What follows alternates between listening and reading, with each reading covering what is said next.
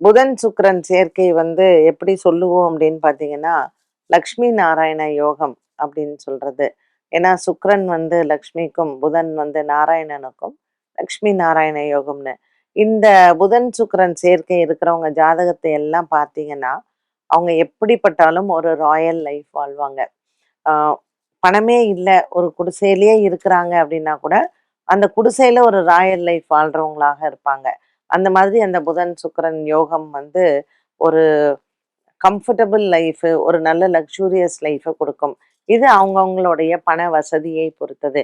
இப்ப புதன், சுக்கிரன் யோகம் இருக்குன்னா, உடனே அவங்க குபேரனா இருப்பாங்க, பெரிய ஒரு தனவானா இருப்பாங்கன்றது இல்ல. அவங்க இருக்கிற இடத்துல, அவங்க கஞ்சி குடிச்சாங்கன்னா கூட, அந்த கஞ்சி குடிக்கிறத ஒரு நல்ல ஆடம்பரமாக இருக்கக்கூடிய அளவுல அந்த யோகம் உண்டு. ஸோ இது பாதக பலன் அப்படின்னு கேட்டீங்கன்னா, புதனும் சுக்கிரனும் பாருங்களேன். புதன் வீட்ல சுக்கிரன் நீச்சன். அதே புதன் வீட்ல இந்த கன்னி ராசியில சுக்கிரன் நீச்சன். அங்க மீன ராசியில சுக்கிரன் உச்சன். ஆனா புதன் நீச்சன். ஸோ இப்படிப்பட்ட ஒரு காம்பினேஷன் அது. ஸோ இது பேலன்ஸ்டா இருக்கிறது எங்க அப்படின்னு பார்த்தீங்கன்னா, நம்மளுடைய மிதுன ராசியில பேலன்ஸ்டா இருக்கும்.